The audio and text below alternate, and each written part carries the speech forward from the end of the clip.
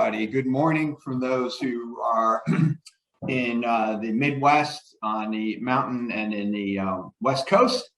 Thank you for joining us. One of the benefits of the pandemic has been our ability to do training and to reach out to our clients and friends through webinars and sessions like this. It's probably one of those things that will survive in a post-pandemic world, especially as Withum is concerned.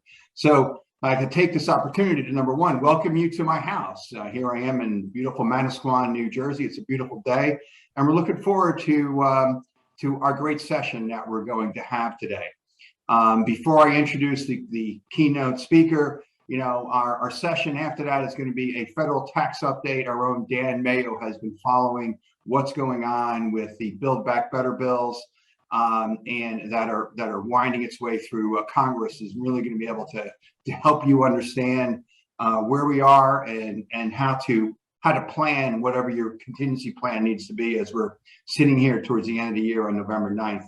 And then we're going to have emerging trends on state and local tax, and featuring a couple of our partners who you've heard from before, Jim Bartek and Barry Horowitz, and then one of our newest partners, the young lady named Becky Stidham from our California office. Then we're going to do a wide world of business, which is an international focus session, and then another state and local tax, which will be broken up into two breakout rooms. So I hope you enjoy the day. Our speaker today is somebody that we were introduced to and came to address our partner group back in 2016. We were thinking about, what should our journey be along the path of innovation, and we asked Josh to come out and speak with us and to begin to sow the seeds that we need in order to grow and prosper. And I will tell you, 5 years later, our firm is doing an incredible amount of work in this area, and it's one of the things that makes us different. He has been a founder and a CEO of 5 tech companies, and he has sold them for a combined value of over $200 million.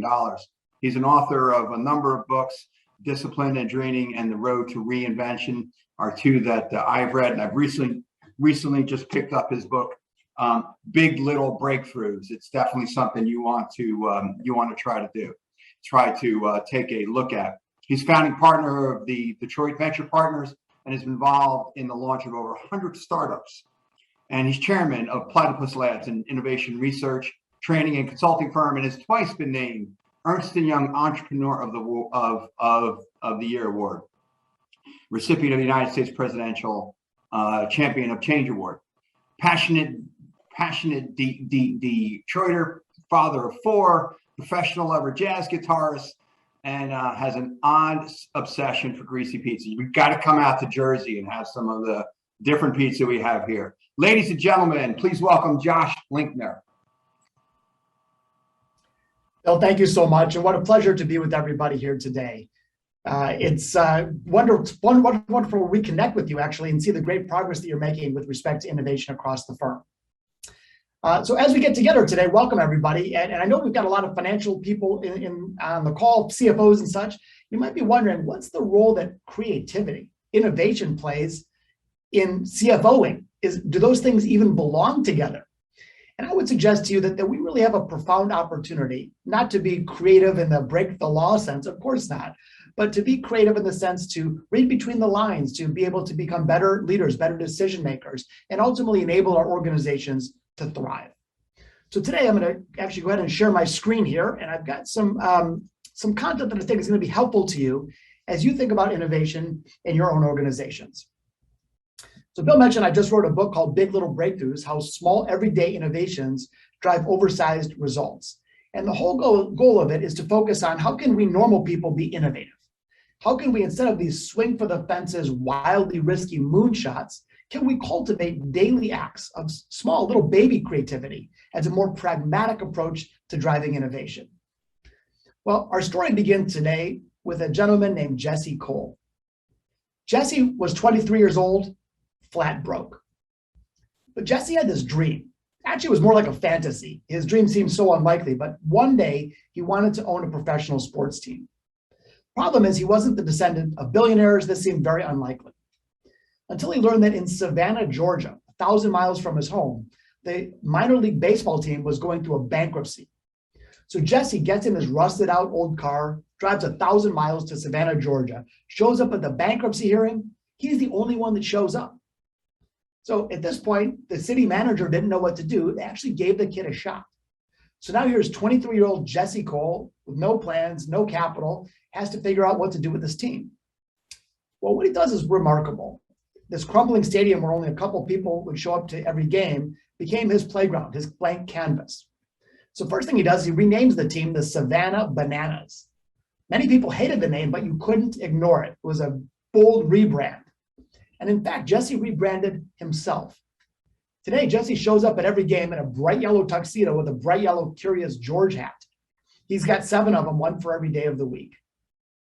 Well, Jesse didn't have a lot of resources. He sold everything he owned. Jesse and his wife slept on an air mattress in the stadium for like a year as they were trying to get the team going. But that's exactly what they did.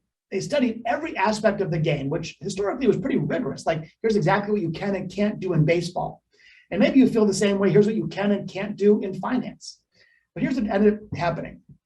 Jesse studied the game and realized that many times fans were bored during the slow periods, like in between innings. So he trained his team to do choreographed dance routines to blaring pop music in between every inning. Jesse is constantly running experiments and constantly injecting little acts of creativity. For example, the first few games of the season, their jerseys have green on them because they're not quite ripe yet. The bananas are not yet ripe. Sometimes they show up to play wearing kilts. Other times they show up to play wearing tutus. So Jesse challenged all the norms. One example of that is many times in sporting events, you have scantily clad women wearing little bikinis, objectified as dancers to cheer on the team. So in contrast, Jesse has the Savannah Nanas, a senior citizen troupe of dancers, again, cheering on the team. Not to be sexist, he also has the dad bod cheerleading squad to make sure that the men get in the game as well. Again, they really had some fun. Every aspect is different. I'm sure you've seen the Lion King movie where they hold up Simba and blare the circle of life. Well, before every game, they have a banana baby ceremony where, again, they blast the Simba music. Everyone has fun. People show up a couple hours before every game to a marching band parade, and they stay several hours after the game, dancing late into the night. Now people come from all over the world flying into Savannah, Georgia as their destination just to come to these crazy games. It's not just in the field, too. They've got 1.2 million TikTok followers, which is 200,000 more than the most followed Major League Baseball team. And before long, people fell in love. They start showing up dressed as bananas. There's not a day that goes by where someone doesn't walk up to Jesse and proudly display their brand new Savannah Bananas tattoo. And there Jesse is cheering everybody on, making sure everyone's having a great time. Well, before long, the stadium fills up. Jesse has now sold out all 4,000 seats for the last 100 games. And in fact, there's a waiting list several thousand people long to get season tickets. Jesse didn't even focus on the baseball. They focused on the fan experience. But because there was so much energy and momentum, the team started playing better. And he's now led the team not to 1, but to 2 league championships. In fact, he's not only the championship on the team, he's got the #1 revenue team in the league and the #1 profit team in the league. My point is this. In baseball, there was a set way of doing things. Jesse broke the mold, injected some creativity, and that carried the day. So as we look at our work, especially in these changing times, especially in periods of volatility and change, maybe like Jesse, we can inject some everyday creativity to make a difference and ultimately to drive success. I've been a bit on this mission recently of helping everyday people become everyday innovators. Too often we think the word innovation is out of our reach. We can't be innovative. We're the CFO. That's for the CEO. That's for someone wearing a lab coat or someone wearing a hoodie. But my premise is that we can all be creative. It's not a members-only club for the exclusive elite. Normal people like you and me can harness our incredible gift that we all have of human creativity and deploy it in thoughtful ways. Not silly ways. No one's suggesting you draw on the walls with purple crayons. But we can do this in a way that's meaningful to our business. Inventive thinking, creative problem solving, our ability to lead and win and soar. So as mentioned in the book, I set out to kind of decode the creative process. I wanted to see what are the habits and mindsets and tactics of the most innovative people on the planet. So I interviewed CEOs, billionaires, celebrity entrepreneurs, Grammy award-winning musicians, and lots of normal people like Jesse Cole, who are just doing cool stuff. Let me give you another example of a big little breakthrough in action. Oh, just real quickly, the reason I like them, I think of them as micro innovations, these little daily acts of creativity. First of all, they're way less risky than the swing for the fences counterparts. They're way more accessible. We can all be everyday innovators. These small wins add up to big wins. And while we're doing practice on the little creative ideas, we're building critical skills. So to me, it's just a way more pragmatic approach to thinking about creativity and innovation as a manageable asset, the same way we would think about inventories or supplies or raw materials. So anyway, another example for you. Imagine we all took a field trip. We went to London, England. We're walking around London, enjoying the beautiful architecture. Everything's going great until we look down and see this. Turns out that cigarette butt litter is a common occurrence, not only in London, but in the entire world. This is one of those pesky problems that just doesn't seem to get fixed. Enter Trewin Restorick. Trewin is another weird dude that I interviewed for the book. He's not a celebrity, he's not a billionaire, he doesn't have 14 PhDs, he's a normal person. But Trewin decided to use his creativity to take a bite out of the cigarette butt issue. He ends up inventing something called the ballot bin, which encourages smokers to vote with their butts. Simple two-part question. Favorite food, hamburger or pizza? Mine is pizza, so I would simply insert my cigarette butt into the receptacle, got a little bar chart, shows me the real-time results. And you can customize these in any two-part question. I've seen some serious ones and some funny ones. I saw one that said Trump's hair, real or fake. It was kind of funny. And but what ended up happening is the simple, low-tech, low-cost solution that didn't require $1 billion, that didn't require regulatory approval. It worked. When ballot bins are installed, they reduce cigarette litter by 80%. Trewin went on to start a company. He's now in 27 countries around the world, making a real meaningful difference. So the reason I wanted to share this story is when we look at Elon Musk launching rocket ships, we say good for Elon Musk, but it's hard for us to see ourselves. Yet when we look at Trewin and his ballot bin, we say any one of us could have come up with that idea. And if we have those ideas floating around, isn't it our responsibility to bring them to the surface and put them to use for the advancement of our businesses and our families and our communities? You might be thinking, why now? Why is it so important to get creative right now? One thing that the COVID crisis has told us is that we can no longer simply rely on the models of the past and expect the same results. Today, we live in a world of dizzying speed, exponential complexity, and ruthless competition. And so the one thing that can't be outsourced or automated, our one source of sustainable success is what it's always been, which is human creativity, which I believe can be applied to every single role, every single box on the org chart. Crucially, we came to this event, and thanks so much for Withum for putting this together, but I would say that the edge that we're looking for might be inside all of us right now. Instead of thinking of creating something new, what if we can unlock something that's already there? What if we can tap into dormant creative capacity in order to move our organizations forward? So today I wanted to share some ideas from the book. Again, I studied the mindsets and tactics and habits of some amazing people, and I really started to see some common patterns, common approaches, common mindsets of the most innovative people. So I thought I would frame our discussion today around 5 big ideas, the 5 core mindsets of everyday innovators. The good news is these are portable. You don't need capital or years of study. You can put them to use immediately. Many of them are counterintuitive. They're the opposite of what we've been taught, but they can create a wildly effective impact for us all when we embrace them. So together, let's dive in and take a look at the 5 core mindsets of everyday innovators.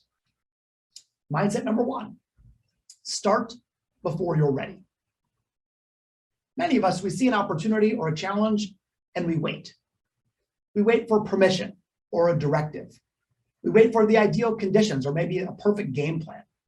But there's a real risk in waiting. And the risk is that we might lose the opportunity altogether, or at best, we give up our head start. The best innovators do the opposite. They see that opportunity, even though they have no idea the route to the finish line, they start anyway. they recognize they're going to need to find their way in stream. They're going to have to course correct and pivot, adapt to changing conditions, but they don't give up the head start advantage. They start before they're ready. One example of that began in this crowded cafe. A woman named Trina Spear sat down with a good friend of hers who worked at the hospital across the street. Trina couldn't take her eyes off of her friends, not just her friend, but her friend's clothes. Her friend was wearing those medical scrubs that we've seen for years. They're itchy and uncomfortable and sort of limply hanging off of her friend's body with a big tag advertising for the world to see her friend's size. Well, Trina starts asking questions. Oh, it turns out that the medical professionals have to buy their own scrubs, generally at a medical supply store. And it's like a running joke how terrible these scrubs look and feel. Well, Trina starts before she's ready. She grabs her close friend, Heather Hassan, and together in their apartment, they start mail ordering fabric, stitching it together. They said, wait a minute, if there could be comfortable and fashionable athletic wear like Lululemon, why can't there be the Lululemon of medical scrubs? So what they did is fascinating. They actually started stitching these things together. They would show up in the parking lot at hospitals during shift changes. They'd offer free coffee to the healthcare workers, because who doesn't want free coffee? And they themselves were wearing the scrubs. People said, wow, you look great. Where did you get those? So Trina and Heather started selling their scrubs out of the back of their car. They didn't wait till they had a game plan that was perfect. They didn't raise billions of dollars in capital. They started before they were ready. And their product eventually became known as FIGS, F-I-G-S. FIGS are the Lululemon of medical scrubs. They're comfortable, they look great, they're antimicrobial, they have double zippered pockets. Everything a medical professional wants to look and perform at their best. They come in every size and shape for all types of different types of medical healthcare professionals. And the result was stunning. Only 6 years after they were selling clothes out of the parking lot, out of the trunk of their car, this last year, Trina and Heather took the company public with an initial IPO valuation of $6.8 billion. I'm quite convinced that if they waited for 5 years to perfect something in the lab or raising a bunch of capital, they would have never gotten there. Someone else would have beaten them to it. But because they embraced this principle, start before you're ready, and they let their creativity and innovation lead the way, they were able to enjoy a remarkable outcome. Which brings us to our second core mindset of everyday innovators. Mindset number 2, break it to fix it. How many times have we heard that phrase, if it ain't broke, don't fix it? Who invented that phrase? That's a terrible piece of advice. Why would you wait until a system or a process reaches a breaking point before getting on with an upgrade?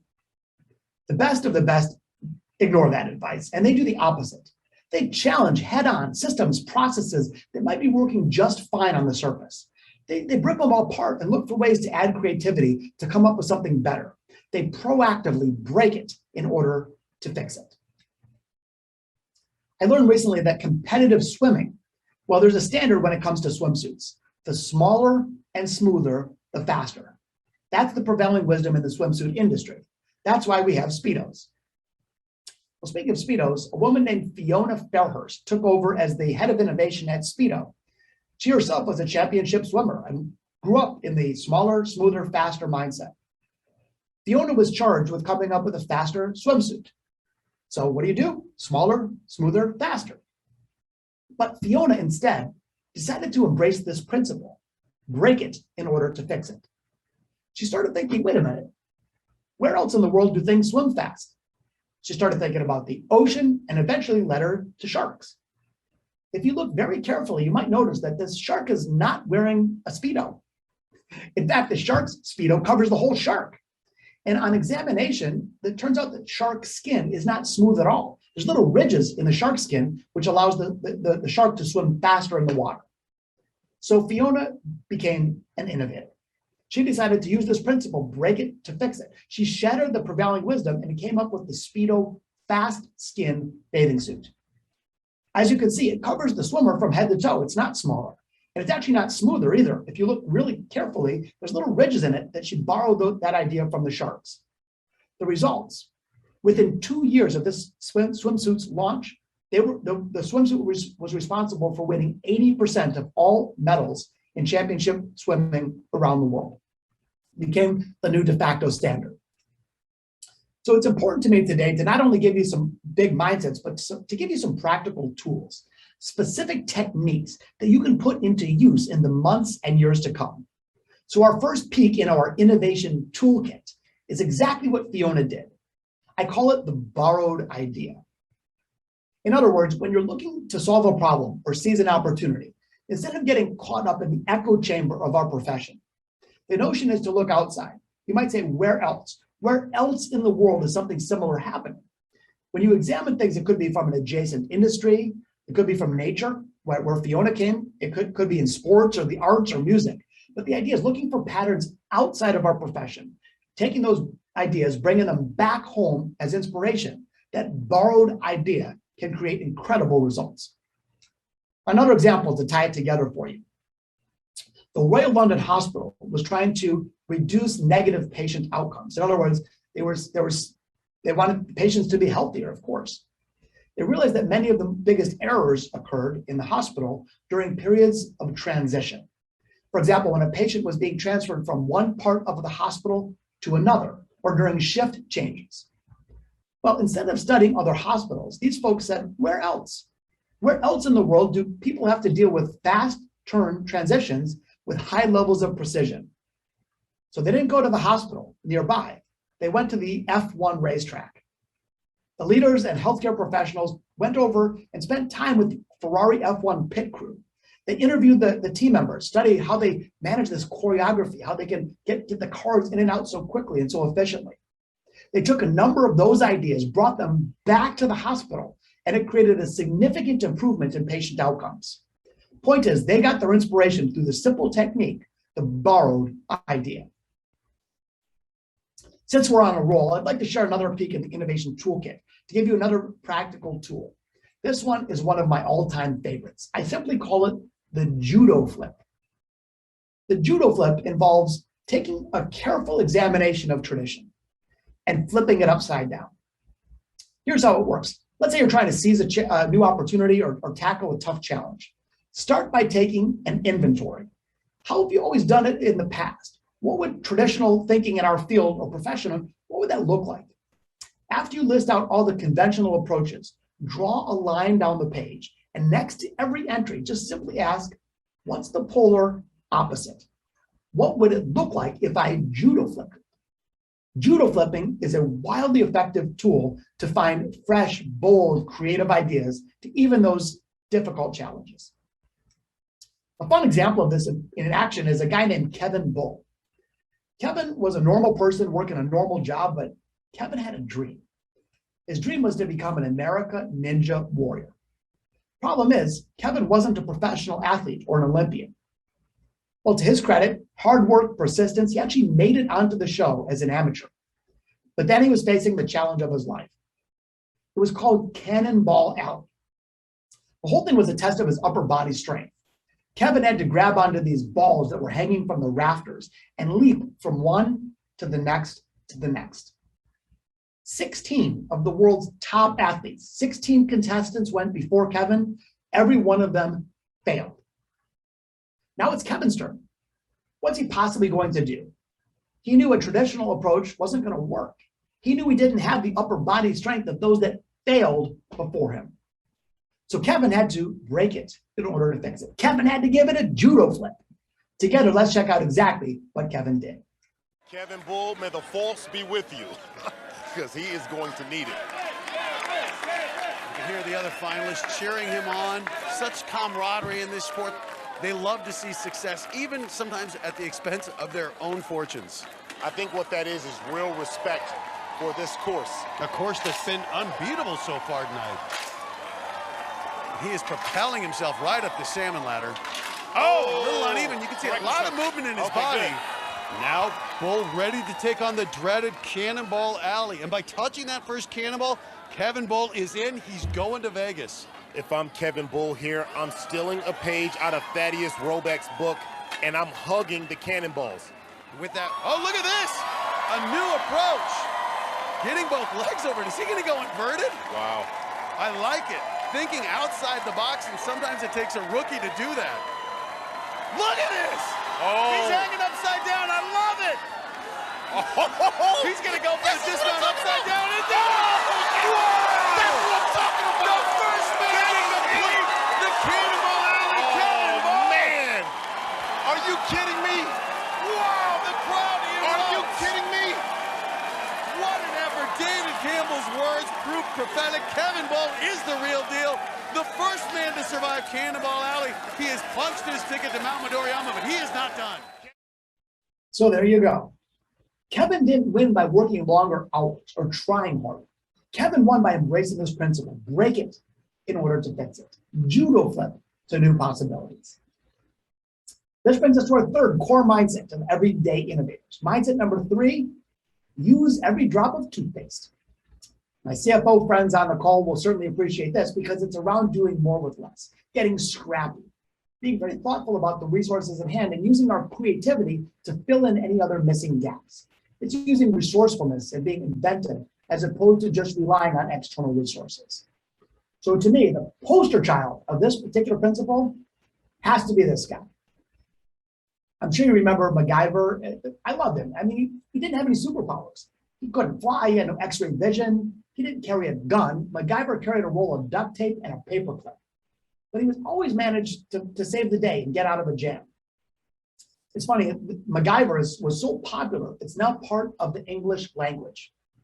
The Oxford Dictionary defines MacGyvering as a verb to make or repair something in an improvised or inventive way, making use of whatever items are at hand.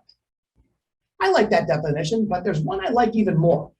I prefer the Urban Dictionary definition, which they call a MacGyver a noun, someone who could jumpstart a truck with a cactus.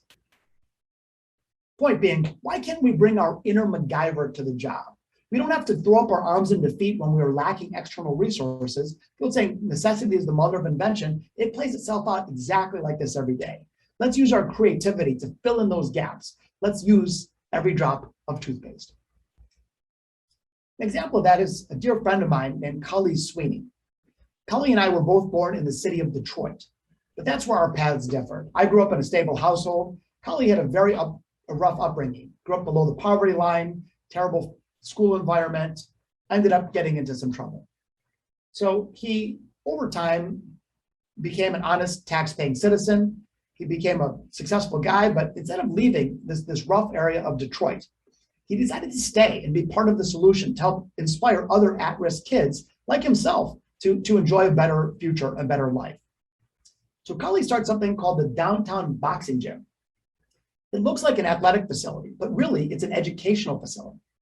Boxing is just the lure to get the kids in the door, but they're not allowed to train in the ring until they spend a couple hours a day working with an academic coach. They're taught life skills and they're taught that they can take agency of their own future. Cully just believed that every kid deserved a fighting chance. Now, Cully started this program with no capital, no resources. Now it looks pretty nice because over time he's been able to get some grants, but at the time, no benefactors, nothing. He took over a falling apart factory where he started this program. But here's the remarkable part. Cully used his creativity. He used every drop of toothpaste to really make a difference. The high school graduation rate in the zip code where this gym is today in Detroit, Michigan, is only 37%. The kids that go through Cully's program, the high school graduation rate, 100%. 100% for 10 years in a row. Cully took on a problem as intractable as at-risk kids in failing school systems and urban decay, and he didn't solve it by throwing more money at it. He solved it by throwing more creativity at it. And by the way, CNN named him one of their top 10 heroes, deservedly so. He's just a beautiful, remarkable person doing amazing things by leaning in to his gift of creativity. Okay, mindset number 4. This one's going to feel a little weird to you because the mindset number 4 is reach for weird. The idea is this: we tend to gravitate toward the tried and true.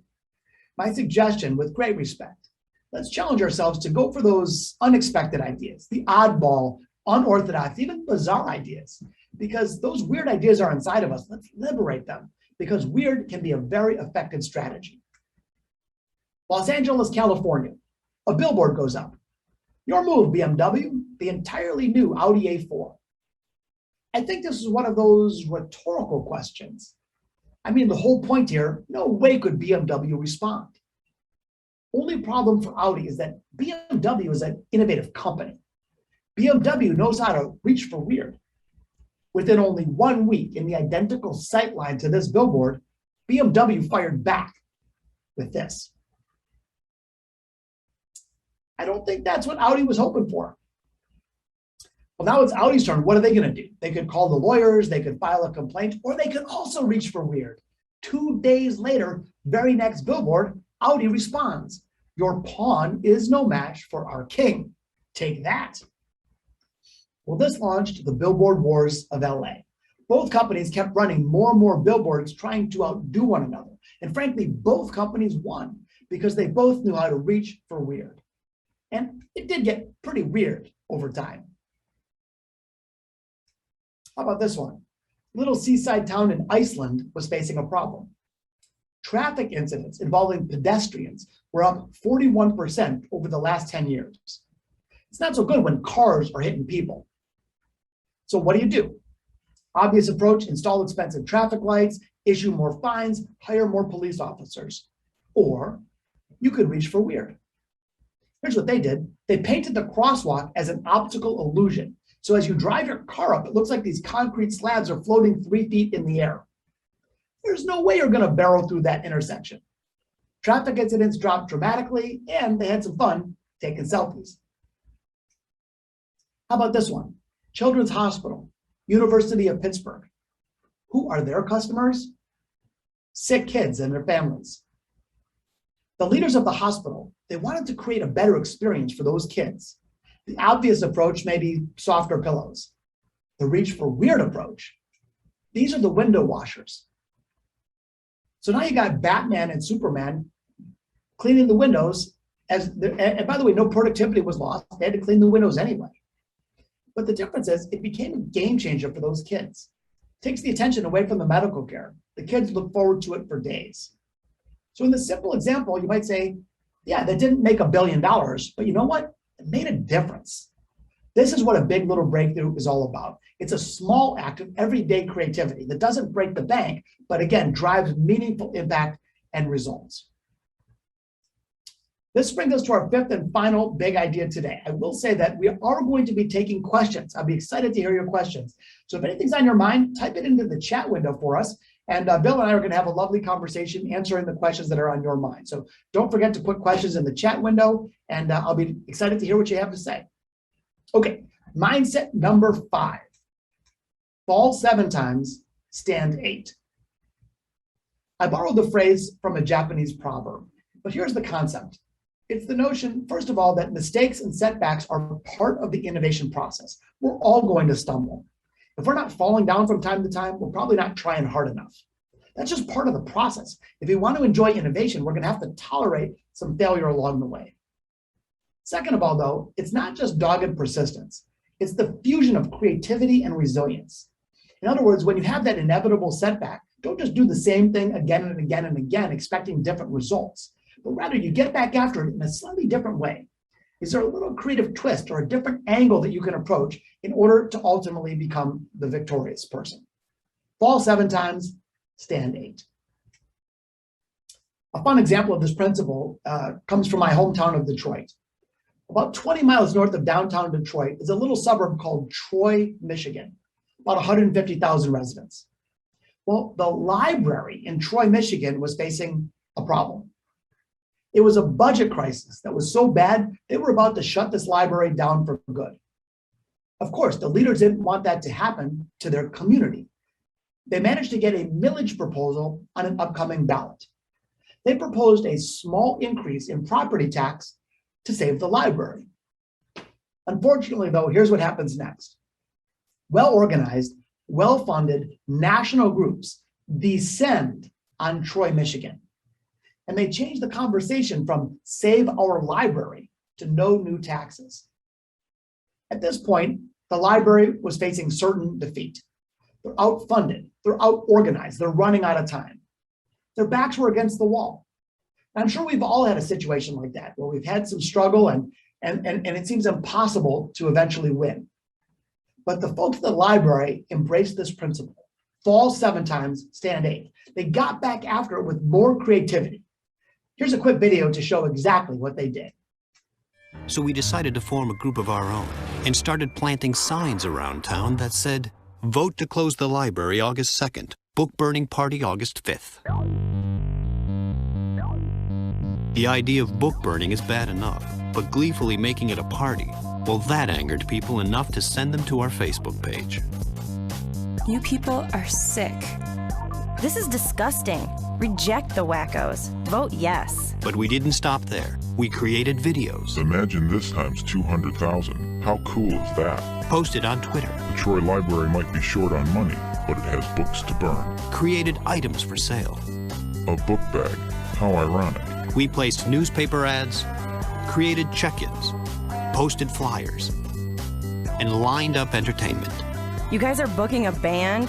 People became enraged. Why would you burn books, idiots? This is horrible. Cheap imbeciles. What the is this world coming to? We should burn your signs instead. Complete and total This idiots. is really Shut this just page down. pathetic. Jerks. They posted their own links, shared with friends, debated the merits of libraries and the audacity of burning books. The conversation spread from Facebook to city council meetings, from newspapers to TV. It grew from local to national, even international news. Once it reached a fevered pitch, we revealed the true intent of our campaign. A vote against the library is like a vote to burn books. And people started posting, tweeting, and reporting all over again. In the end, we had changed the conversation completely. How great is that? Well, the vote comes down. Voter turnout was 400% higher than expected. That beautiful library won by a landslide. Still there today. Here's a picture of the team taking a victory lap. So again, the point is when we have that inevitable struggle, let's jump back after it with more creativity, and ultimately we have a much better shot of winning the day. Now, many people ask me all the time, what's the biggest blocker of creative output? It's not natural talent. All of us are hardwired to be creative. That's our natural state as human beings. The biggest blocker is fear. So as leaders, if we want to really liberate the creativity within our organizations, we have to remove the fear.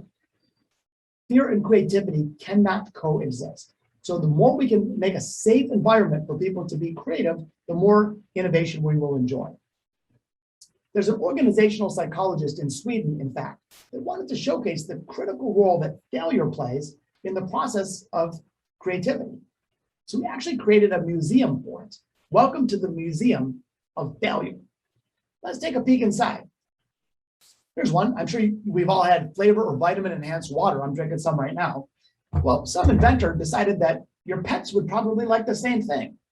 So it created Thirsty Cat and Thirsty Dog. It comes in tangy fish and crispy beef flavor. And it's a surprise to no one other than this inventor, perhaps, this disgusting brown liquid that was overpriced, not a commercial success. How about this one? I think appetite suppressant candy is a good idea, but perhaps they blew it on the name. Can you imagine? Hey, honey, when you're out at the market, can you grab me a couple packs of AIDS? Yeah, not a big hit. But this next one has to be my all-time favorite. It's called the Euro Club. It's for the golfer that simply can't hold it for 9 holes. Yep, that's right. It's a urinal disguised as a golf club. Has a little screw on top, privacy towel, fits conveniently in your golf bag. And again, not a big winner, although in a strange twist of fate, it's still available online as a gag gift. Here's the thing. When we look at these inventors who gave it their best shot, we extend compassion. But when we screw something up ourselves or one of our team members do, we do no such thing. Instead of wallowing in self-pity and regret and being ashamed, let's just recognize that setbacks are part of the deal. Let's look at them as data instead of judgment. Let's give ourselves a little compassion like the folks at the museum here do. And we're going to allow ourselves to, again, in the best possible way to get back after it and eventually win. Okay, we've covered 5 big ideas today. I will do a quick recap and then turn it over to you to see whatever questions are on your mind. Don't forget to type those questions in the chat window. Okay, we talked number 1, start before you're ready. The notion of when you see a challenge or opportunity, don't wait for perfection, just get started. Find your way as you begin and course correct and pivot and adapt as needed, but start before you're ready. We talked about the idea of break it to fix it. Instead of sitting around and saying, hey, if it ain't broke, don't fix it, taking the opposite approach. Using the borrowed idea or the judo flip as a technique to challenge conventional wisdom, flip it upside down and enjoy better outcomes. We talked about the idea of using every drop of toothpaste, being scrappy and resourceful, using our inner MacGyver to get the job done. We covered the notion of reach for weird. And sure, this is uncomfortable. We're financial professionals, but you know what? There is a real opportunity here because those unexpected, unorthodox approaches can be the most powerful ones we can discover. And finally, when we have the inevitable setbacks, let's just recognize it for what it is, an important part of the process. Let's learn from it, let's pivot, and let's use our creativity to fight back and ultimately win, just like they did at the library in Troy, Michigan. So if I convince you of one thing here today, perhaps it's this. When we began, maybe you thought that this, Elon Musk, was the face of innovation. But I hope that I've convinced you that these are the faces of innovation. And frankly, we are the faces of innovation. Innovation is not a members-only club, it's universal, it's democratized. Every one of us can become an everyday innovator when we embrace these important mindsets. And to get you started, I put something together for you. It's totally free, it's not a sales pitch. But if you check out biglittlebreakthroughs.com, there's a whole host of resources for you. There's a free assessment tool, feel free to use it with your teams. There's a quick start guide, there's warm-up exercises, brainstorming techniques, downloadable worksheets, and a whole bunch more. It does require a secret code, which I made for you today, Withum. So check out biglittlebreakthroughs.com. Don't forget to use the secret code Withum, and make sure that you can use this as an ongoing resource as you and your colleagues start to build this mindset and ultimately an army of everyday innovators. So as we say goodbye and I take your questions, I just want to leave you with a bit of a challenge. Now that these ideas are fresh in your mind, see in the next 7 days if you can uncover a single big little breakthrough, just one. Don't worry about executing it or funding it. All I want you to do is think of one little idea in the next 7 days. Here's what's going to happen. Ideas are contagious. One idea becomes 4 ideas, becomes 11 ideas. And before long, you will awaken this natural part of who you are. Your natural innate ability to be a creative person starts to surface and spreads. So if you give yourself the permission to just start with one idea this week, you create momentum, and that momentum can become unstoppable. You know, as Bill said, we are living in changing times. Obviously, COVID was an accelerant, but let's not forget that we're also living in times of beautiful opportunity. And we can seize that opportunity, I believe, by embracing these mindsets and by moving forward one big little breakthrough at a time. Thank you so much, and I'm excited to answer any questions that are on your mind. Thank you, Josh. I appreciate your comments. I really enjoy your 5 points. Probably the one I like the most is use every drop of toothpaste, and that goes back to myself being a chief CPA. So we don't have any questions yet, but you know, I have a couple here. You know, we've been on our innovation journey here at Withum, and one of the things that we find is you know, you put the clarion call out. Hey, let's innovate. Give me some ideas. Let's think about how we can provide services better to clients. Let's see how we can provide more service to the clients. Let's see how we can do our back office better. And then all of a sudden you get a million ideas come in. How do you manage that? What do you do? How do you narrow the funnel down to actionable items? Excellent question. Well, first of all, I'm glad to hear that we've got a lot of ideas coming in, because sometimes we fall into that silver bullet trap. So you say, hey, I want ideas, and people hold their ideas back because it doesn't solve everything all at once. So I'm glad to hear that you're getting lots of ideas. You know, most people, they'll miss an important step in the process of innovation. They think it goes like this: come up with an idea, roll it out globally. This missing step is experimentation. And so the question that you're asking here is, what do we do with those ideas and put them in action? Instead of just choosing the best one you think and rolling it out to every client, what you might do is start to narrow the field and say, okay, let's look at the 10 best ideas. When you look at a couple simple metrics, you know, cost to market, risk factor, possible impact, et cetera. And instead of having one person or a group of people have to choose the best one, it's all around rapid experimentation. In other words, how fast and cheap can you test those ideas? So I'm talking about crude, low fidelity tests, fixed time, fixed money. So instead of seeing an idea and saying, oh, I better roll this out to all my clients, what if you tried it in a manual way, non-automated, with one client on a Tuesday afternoon? and see what the data shows. If the idea shows promise, just double the size of that experiment. If it doesn't, release the idea and move on to the next one. So instead of these, I got to choose the best idea and make sure it's perfect, just this mindset of let's run the experiment. And as leaders, I think we should be constantly running little experiments all the time, recognizing that 80% of them will fail, get rid of them quick, and then just doubling down on the ones that show promise, such that by the time you bring an idea to market, you've extracted the majority of the risk. Just because I'm a practical person, I'll give you one other quick technique. I'm sure on your phone, Bill, you have a to-do list. I do. Well, why not keep a second list, a to-test list? Keeping a running to-test list means that as people in your firm come up with ideas, just throw them on the to-test list. You don't have to overthink it, just put it on the to-test list. And then maybe once a month, we sit down as a group and say, what are the items that we're going to test as a firm? So just embracing the notion of rapid experimentation on a regular basis can de-risk the process and help you choose the best ideas and ultimately put those best ideas into action. Excellent. Thank you, Josh. Sure. We do have a question that's coming from the audience. It might be a bit narrow, but let's throw it out there just out of respect for someone that took the opportunity to ask the question. And the question is, as a financial planner, is there a way to judo flip the planning process? Love the question, and thank you for asking. I'm confident there is. By the way, my dad was a CFA, so I grew up around financial planning professionals.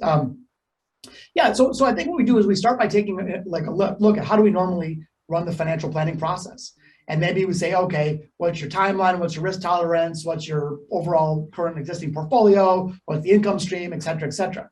So maybe what we do is we say, okay, if we couldn't ask any of those questions, what would we ask instead? Or maybe we start, instead of, we reverse engineer it. Instead of doing the forward-thinking approach, we work backwards. It's hard for me because I'm not a financial professional to tell you the specific tactics, but the whole notion of a judo flip is taking a careful inventory, an audit, if you will. You audit what does conventional wisdom dictate, and then you just ask that question, what's the opposite? For example, if I was running a CFA firm, I would say, well, how do all the CFA professionals generally show up? And they all wear the same Windsor knots and they have the same mahogany desks. So I would say, well, what would the opposite look like? Maybe you come into your office and it looks like a startup and there's people wearing black turtlenecks instead. So whether it's a fashion statement or whether it's the actual mechanics of the work, the point is really confront and take a look at what its conventional wisdom suggests, and then just challenge yourself to say, what would the polar opposite be? Thanks. One of the last things you talked about, Josh, is fear. You know, as the leader of this great firm for many years, I think about, you know, we pick a strategy and, you know, we don't know for sometimes 5 years whether it actually works. How do you deal with that? I mean, do you have any good things we could do as leaders or as finance executives to help us pick an innovative strategy, but then, you know, not necessarily be married to it or understand how we need to pivot so that we can get over that fear? Yeah, so a couple thoughts. One is, you know, we often think of a strategy as that once it's set, it's locked, you know, it's chiseled in stone. So maybe it's a directional strategy rather than a hardline strategy. And maybe there's milestones. That's a lot of times what we do when you're working on like a tech startup. Just say, okay, here's our directional strategy, but every 60 days, we're going to examine it on a number of predetermined factors and say, okay, do we need to pivot? Do we need to course correct? It's like a smoke detector system. Are we starting to get off a little bit? Can we move back toward the center? Or maybe the world changes around us. Maybe there's a new competitive threat. So rather than having tunnel vision and being so focused on a particular strategy, we're willing to be adaptive in real time. You know, there's a great quote that I've always loved that we should fall in love with the problem, not the solution. In other words, as solution-oriented professionals, we might say, we quickly leap to a solution, but then we become fixated on that particular solution, as opposed to being more focused on the problem that we're trying to solve. Could be firm growth, could be the way that we care for clients, and being willing to let go of one solution in favor of a new one as you're moving things down the field. So I think it's a little bit of less functional fixedness and more focused on being adaptive in real time. Real quick too, just back on your question around fear, the best tool that we have as leaders to create a safe environment are rituals and rewards. Rituals and rewards that support the creative process. I'll just share one that's really funny. So that ballot bin guy that I shared with you, Trevin Restrick, the guy with the yellow ballot bins from London. I asked him that question. I said, you've got a really elegant solution. It's working. How do you keep your team being innovators? Here's what he said. He said, every Friday, they have F up Fridays. He says the whole word. I'll just be polite. But F up Fridays go like this. He has a firm-wide company brown bag lunch. And one by one, each person has to stand up and proudly share what they F'd up that week and what they learned from it. Inevitably, they get to somebody that didn't F something up, and they're like, well, why not? What are you going to try next week? So just think for a minute about what the simple zero-cost ritual does, the message that it sends to that team, that being an innovator is part of your job, that it's a core part of your job responsibility to push the creative boundaries, that we understand innovation is going to have some setbacks. And when you screw something up, we have your back. And we will celebrate you in failure as much as in success. So again, just that simple little ritual, you're welcome to borrow it, of course, but whether you do that or something else of your own, the more that you can create these rituals and rewards around the desired action of creative freedom, the more innovation we will enjoy. Thank you, Josh. That was great, and great suggestion, although I think F Up Fridays might cause a little problem with our talent team and our HR department, but it's an excellent idea, and maybe we'll figure out a way to come up with something along similar lines. So we are at the end of our time, Josh, and I can't thank you enough for talking to our clients and friends.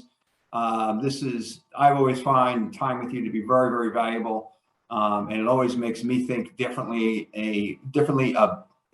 about the world and about strategy and what we need to do next. So thank you very much, and I greatly appreciate it. I don't know if you have anything final to say, but I greatly appreciate you being here with us. Thank you so much, Bun. It's an honor to contribute. Thanks to everybody for your attention, and I really hope that we can. If you had another valuable resource, you had an oil well that you had access to, you'd want to tap it. And if you think about all human beings walking around with dormant creative capacity, let's tap it. Let's bring it to the surface and leverage it as a competitive advantage. So thanks for being open-minded here today, and I really wish you all the best. Again, one big little breakthrough at a time. Excellent. Thank you, Josh. Cheers.